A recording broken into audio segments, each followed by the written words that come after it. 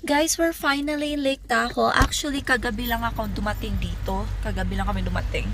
And ngayon, first day namin dito sa Lake Tahoe. Pero magsa-stop over muna kami dito sa TJ Maxx kasi kailangan ko bumili ng tsinelas. Nakalimutan kong magdala ng tsinelas, guys.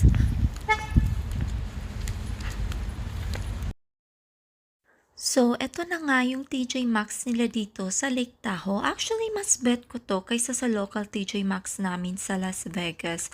Marami ako nakikitang mga products dito na gusto ko like sa clothing and shoes, and of course, marami din silang mga Korean products dito like skincare and stuff. And as you see guys, puro mga autumn and winter clothing na yung nandito. So wala nang summer items kasi mag-autumn na, magtataglamig na. And guys, problema ko nga pala is wala akong nahanap na tsinelas kasi sa mga shoes section, puro mga boots and winter stuff na yung nakikita ko. Since wala talaga akong nahanap na tsinelas guys, nag-stop over na lang kami dito sa katapat na restaurant, which is yung Brothers Burrito. It's a Mexican restaurant guys na favorite namin. And ito na nga, nag-order na kami ng aming lunch. And wala sila nung favorite kong 12 grilled shrimp platter. So ang in-order ko guys dyan is yung Camarón de Diablo.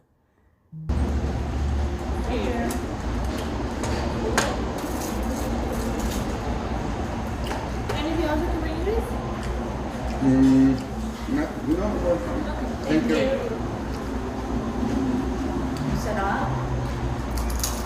So, eto nga pala guys, yung Camarón de Diablo na in-order ko. Pangalan pa lang nakakatakot na. And eto naman yun sa hubby ko na burrito na in-order niya. And guys, napakaanghang pala nitong Camarón de Diablo guys. So, ayun na nga yung asawa ko, nagmadali bumili ng soda pang tanggal anghang guys. Grabe, sobrang anghang nito. I don't recommend this guys, to be honest. And hirap na hirap akong ubusin siya, napapachika na lang ako sa kanya, siya tawa ng tawa. Now it makes sense guys kung bakit Camarón de Diablo ang tawag nila dito kasi grabe yung anghang. Parang Diablo talaga. So for the first activity natin dito sa Lake Tahoe is magpa-parasailing kami guys. So kailangan namin kumuha ng ticket. Ewan ko kung available pa ba kasi medyo late na rin. Magte 3 PM na dito hanggang 4 PM lang daw yung parasailing nila.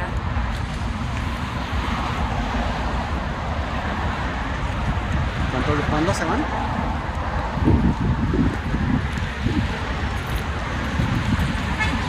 Where are we gonna get the ticket?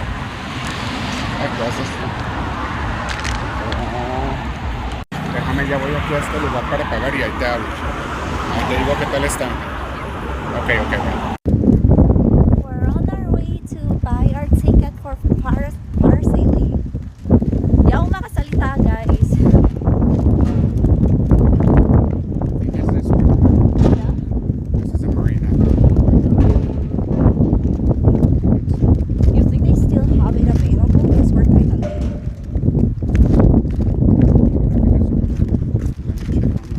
Yeah, better check it to make sure. Yes.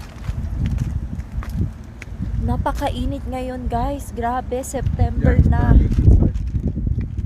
September na, ang init pa rin dito sa Lake Tahoe. Actually, first time nangyari ito.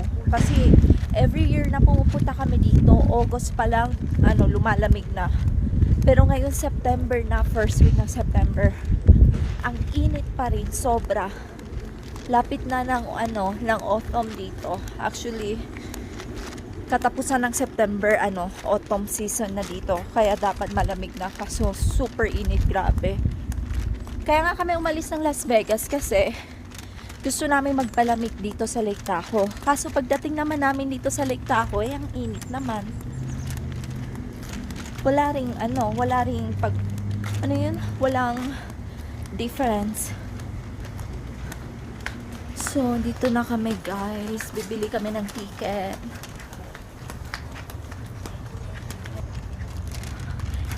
Hindi kami sure kung saan ba. Naliligaw ata kami guys.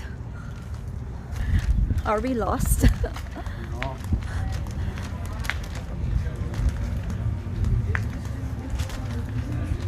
Could be. Is it here?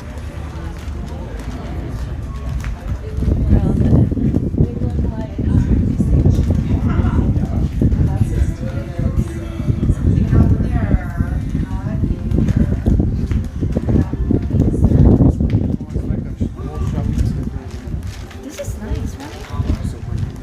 We haven't been here. This is kind of like hidden spot, hidden area. Or maybe you buy it from here, from Emerald Bay Cruises. Or Are you gonna want to travel? ayan, parasailing dun eh. It's over there. Nandito na kami, guys. Nahanap na namin. No, that's Trey Guatemala. So guys, hindi pala dito yung bilihan ng ticket ng parasailing. Doon pala sa may jet ski. Kasi nakasabi doon sa sa pinto nila parasailing. So akala namin doon bibili ng ticket, pero yung pala doon.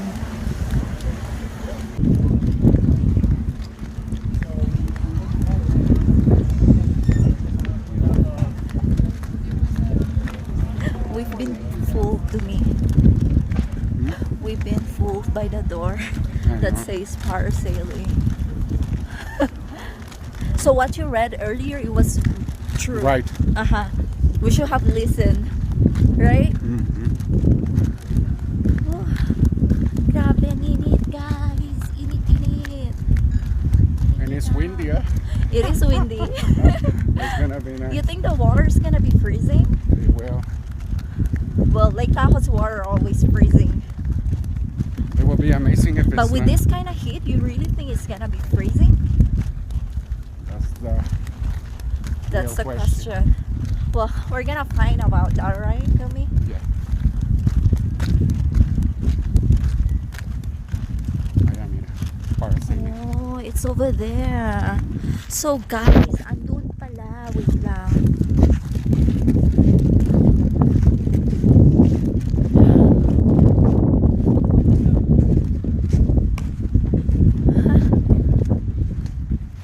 Kakapagod guys, ha? Layo na ng namin, nilakad namin.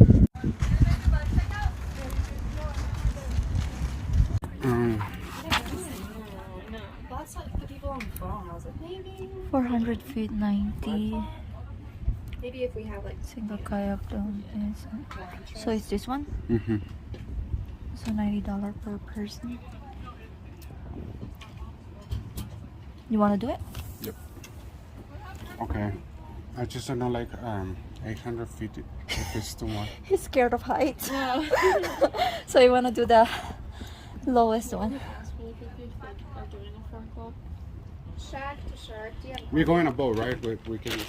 Yeah, you could bring your stuff on there. I just have to see if they're gonna be doing it, just because they're saying that the wind right now is kind of messing with some. It's nice, huh? What do you mean nice? So guys, nakabili na kami ng ticket. And mamaya pa yung namin. Mamaya pa kami daw. Tatawagan lang nila kami. So, 99 per head siya, 400 feet. Tatlong available doon, 400, 800, and 1,000 feet. Yung pinili namin is 400 feet kasi first time nga namin gagawin siya. And yung isa naman, takot sa height. So, yun. 400 feet muna for the first time na gagawin namin. So, see you later, guys. So, ayan na nga guys. After almost an hour of waiting, finally, it's our turn para mag-parasailing. Binili namin yung ticket around 3 p.m. guys. And now, it is already 4 p.m. And tinawag na kami guys. Grabe, sobrang kabado ako dito. Pero at the same time, excited ako. And especially yung hubby ko, natakot to sa height guys. Pero gagawin niya pa rin to. Grabe, he was able to overcome his fear of height. And I'm so proud of him guys. And as you see guys, may dalawang Indian dito sa harap ko na nag-stop lang sila dito. Akala ko nakapila sila guys. Hindi ko naman kita yung harap. So, yun, nag-aantay lang ako dito, pero hindi talaga sila umuurong. Kaya nagsalita na yung hubby ko, nag-excuse, and ayun, they gave way naman. So, ayan na nga guys. Papunta na kami sa boat, and ito nga pala yung boat. Maliit lang siya guys, and may tatlong tandem dito, which is yung dalawang couple na andyan, and yung dalawang Indian, and kami dalawa ng hubby ko guys. So, kinakabahan ako.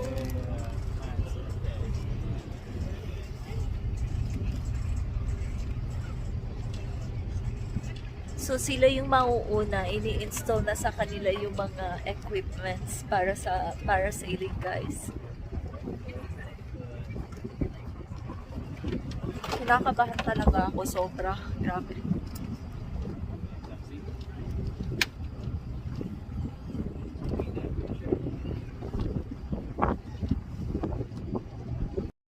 So, ayun na nga guys, it's our turn na para mag-parasailing. As you see, naayos na ng lalaki yung equipments namin.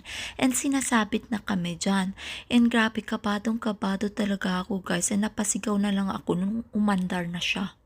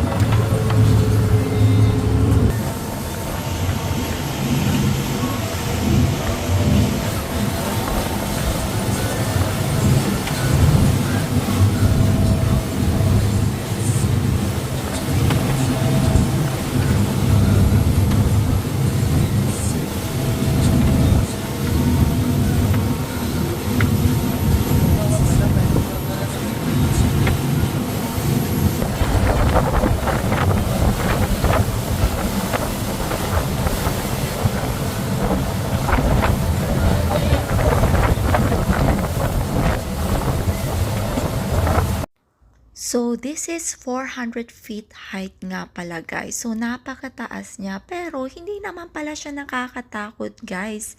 And it's very calming up there actually. And napakatahimik niya guys. Grabe, wala kang maririnig na ibang ingay dyan sa taas. And nag-uusap-usap lang kami ng asawa ko dito. By the way guys, 10 minutes nga pala kami nasa taas guys. And parang feel ko, nasa 20 minutes kami nasa taas, pero 10 minutes lang pala yung guys. Grabe, napaka-relaxing niya guys. If you're scared of heights guys, don't be. Grabe, napakasulit niya guys. I think guys, it worth every penny guys. Yung $90 na binayad mo. Grabe, sulit na sulit guys. And we will actually gonna do this again guys pagbalik namin dito next year.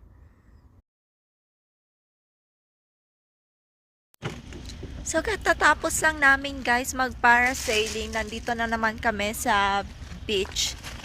So, we're gonna end our day dito sa beach guys. Kasi 5 p.m. na. Is it 5 p.m. or 6 p.m. already? 6. Oh, 6 p.m. na pala. Gabi na dito guys. Pero kita nyo naman yung araw. Grabe, tirik na tirik pa rin. Super init pa rin kahit 6 p.m. na.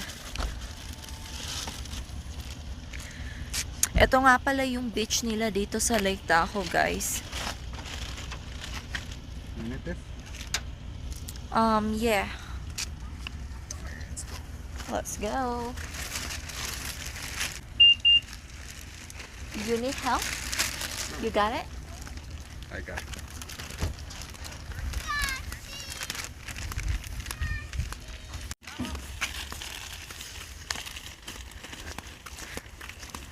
Ganito yung beach nila dito guys. And siya, lake siya, hindi siya ocean. So fresh water, hindi salt water. The name of this one is Nevada Beach. Oh, it's called Nevada Beach daw, sabi ng asawa ko guys. And maganda siya ngayon kasi hindi maraming tao. September na kasi, pasukan na dito ng mga bata kaya walang masyadong tao. Kasi usually, kapag pupunta kami dito, June, July, and August. So, bakasyon ng mga bata kaya parating puno yung beach. Ngayon medyo maganda siya kasi walang tao masyado.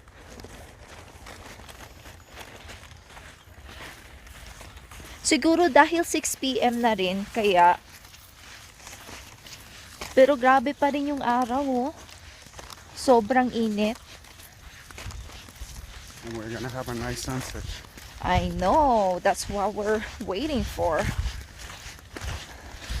Mag-aantay kami dito ng sunset bago kaming umalis. Oh my God, the tide is high, mira. Is it a high tide?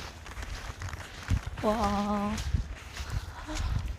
I just hope the water's not freezing. So, ayun na nga guys, we spent the rest of the day dito sa Nevada Beach. And I have to end this vlog nga pala dito guys. Thank you so much for watching guys. And don't forget to like and subscribe. And mag-a-upload ako ng part 3 ng Lake Tahoe trip namin guys. And I'll see you on my next video guys. Bye!